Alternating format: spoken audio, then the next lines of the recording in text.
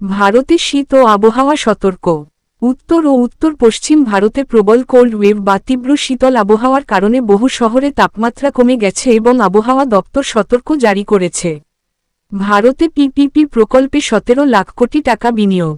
কেন্দ্রীয় অর্থ দপ্তর ৩ বছরব্যাপী পিপিপি পাবলিক প্রাইভেট পার্টনারশিপ প্রকল্পের পাইপলাইন ঘোষণা করেছে, যা মোট ৮৫২টি প্রকল্পে প্রায় ১৭ লাখ কোটি টাকার বিনিয়োগ অন্তর্ভুক্ত। ভারতের রেল এখন বিশ্বের বৃহত্তম বৈদ্যুতিক rail system.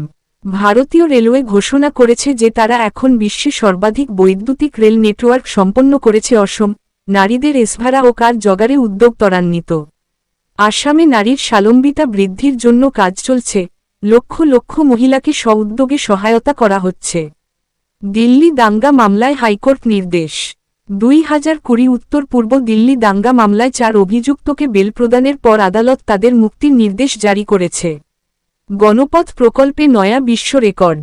National highways authority of India Bengaluru Kadapa Vijayawada করিডোরে ২টি গিনেস বিশ্ব রেকর্ড তৈরি করেছে। বাংলাদেশে জাতীয় সংসদ নির্বাচনের ৭ দিন আইন শৃঙ্খলা বাহিনী মোতায়েন।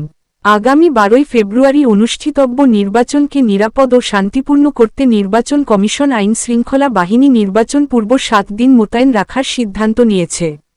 বিএসএস। বাংলাদেশে আন্তর্জাতিক প্রাণিস্বাস্থ্য প্রদর্শনী। প্রাণিসম্পদ খাতে চীন, সিঙ্গাপুর সহ ১৪ দেশের অংশ নিয়ে আন্তর্জাতিক স্বাস্থ্য প্রদর্শনী আগামী বৃহস্পতিবার শুরু হচ্ছে। ব্যবসা ও অর্থনীতি। ভারতের অর্থনীতি ৭.৪% বৃদ্ধিতে প্রবণ।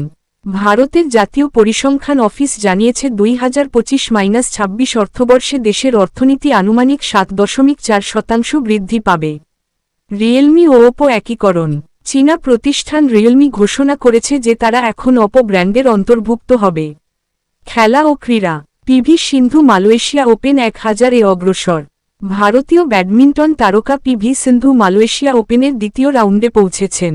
নিউজিল্যান্ড টি২০ বিশ্বকাপ স্কোয়াড ঘোষণা। নিউজিল্যান্ডের স্কোয়াডের জন্য মিচেল স্যান্টারকে অধিনায়ক ঘোষণা করা হয়েছে। আন্তর্জাতিক খবর। বাংলাদেশ পাকিস্তান সরাসরি ফ্লাইট ফের চালুর ঘোষণা।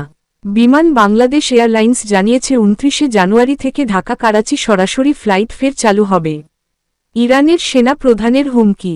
ইরানের সেনা প্রধান বিদেশি বচসার বিরুদ্ধে আগাম সামরিক পদক্ষেপ নেবার হুমকি দিয়েছেন। অন্যান্য গুরুত্বপূর্ণ খবর। এলপিজি ব্যবসায়ী হুঁশিয়ারি, গ্যাস বিক্রি বন্ধ হতে পারে। এলপিজি ব্যবসায়ী সমিতি ৬ দাবিতে সরকারকে আলটিমেটাম দিয়েছে।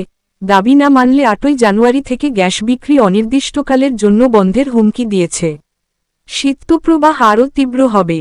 বাংলাদেশে শীতপ্রবাহ আগামী কয়েকদিন আরও তীব্র হওয়ার সম্ভাবনা রয়েছে। সময় নিউজ। সময়ের প্রয়োজনে সময়ে।